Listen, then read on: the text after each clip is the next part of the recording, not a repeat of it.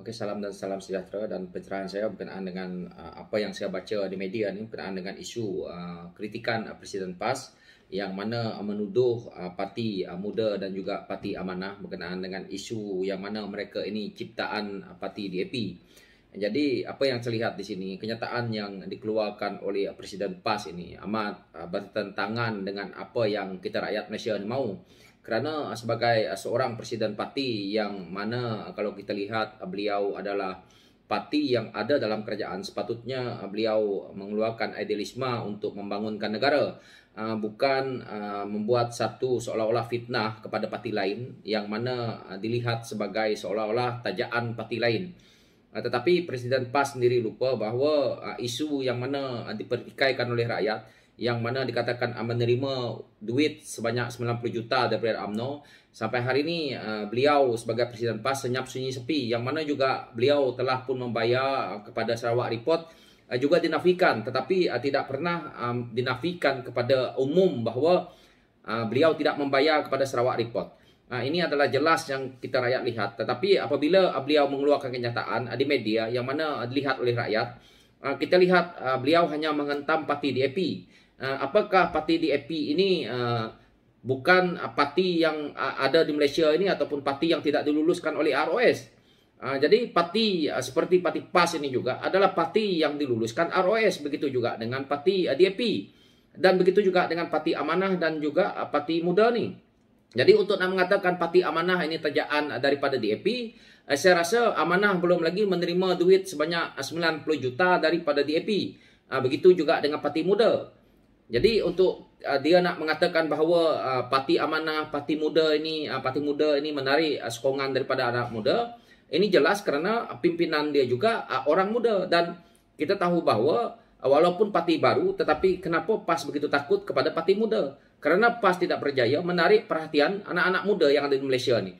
Kerana ada idealisme yang dikeluarkan oleh pemimpin PAS ataupun Presiden PAS ini, kita lihat selalu menjuruskan kepada haiwan, seperti mana yang kita tengok, itik patah kaki lah dan berbagai-bagai.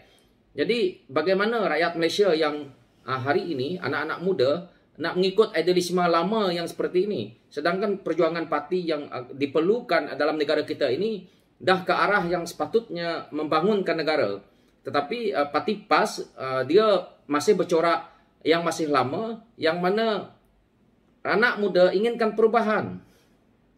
Dan kita tahu, negara kita sekarang ini, rakyat bukannya boleh diperbodohkan, yang mana rakyat tahu bahawa negara kita ini mengalami satu masalah, iaitu hutang yang banyak. Hutang ini banyak, rakyat juga tahu bahawa satu ketirisan berlaku dalam pentadbiran yang lalu. Pentadbiran yang lalu yang melakukan ketirisan ini, yang mana kita tahu dengan rasuahnya yang berleluasa, adalah daripada Kerajaan Barisan Nasional. Dan kita tahu pula apabila PAS berada dalam kerajaan hari ini, PAS tidak bersuara pun isu-isu tentang masalah rasuah dan ketirisan ini. Yang mana sebelum-sebelum ini kita dengar PAS memperjuangkan isu ini. Inilah yang kita rakyat lihat hari ini.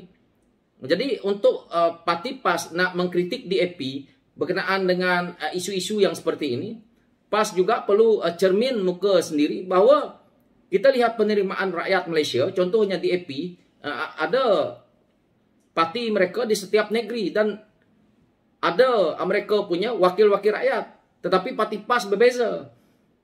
Parti PAS tidak berjaya mempengaruhi keseluruhan rakyat Malaysia, tetapi bunyinya seperti seolah-olah hebat sangat. Ini yang kita nampak. Hari ini ketakutan parti PAS ini kepada parti seperti Amanah ini jelas terlihat kerana di PRU ke-14 yang lalu, Parti Amanah hampir menyamai Parti PAS. Kerusi yang dimenangi itu hampir menyamai kedudukan Parti PAS yang begitu lama bertapak di Malaysia ni. Kenapa hal ini berlaku? Kenapa pemimpin Amanah yang sebelum ini adalah pemimpin PAS? Kerana kita tahu masalah dalaman yang ada dalam Parti PAS ini. Jadi Presiden PAS tidak perlu nak berbohong kepada rakyat Malaysia ni, kerana rakyat Malaysia sudah tahu jika betul penerimaan ada kepada parti PAS ini, maka rakyat Malaysia akan terima. Tetapi tidak perlu nak memburukkan parti lain, kerana sepatutnya sebagai pemimpin ataupun presiden parti yang ada dalam kerajaan, sepatutnya bagaimana beliau memikirkan masalah-masalah hutang negara, masalah-masalah ekonomi rakyat, masalah-masalah negeri yang dipimpin oleh parti PAS. Sepatutnya ini yang dipikirkan, bukan mengkritik parti lain yang mana pula menjadi pembangkang. Dan parti PAS juga sepatutnya sadar diri kerana menumpang kerajaan pengkhianatan yang telah pun mereka lakukan. Kalau kita lihat, PAS bersekongkol untuk menubuhkan kerajaan yang mana parti PAS adalah kalah. Sepatutnya pemimpin PAS dan Presiden PAS malu. Apalagi Presiden PAS menyandang jawatan sebagai duta khas bertaraf menteri yang mana rakyat kata makan gaji buta. Apa sumbangan pemimpin PAS ini ataupun Presiden PAS ini kepada keseluruhan rakyat Malaysia? Sedangkan negeri pimpinan PAS pun dikritik orang.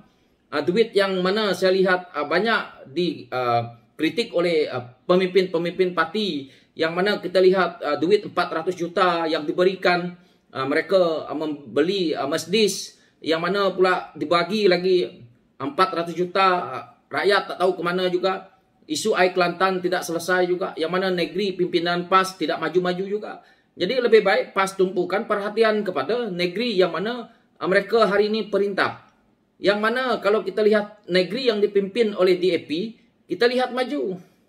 Jadi tidak perlu nak berdengki, sepatutnya majukan negara ini. Bukannya nak menceritakan bahawa oh parti ini tajaan parti ini. Parti ini ditaja oleh sekian-sekian gini. Kerana kita juga tahu bahawa parti yang ada dalam Malaysia ini bukan tajaan tetapi didaftarkan oleh ROS.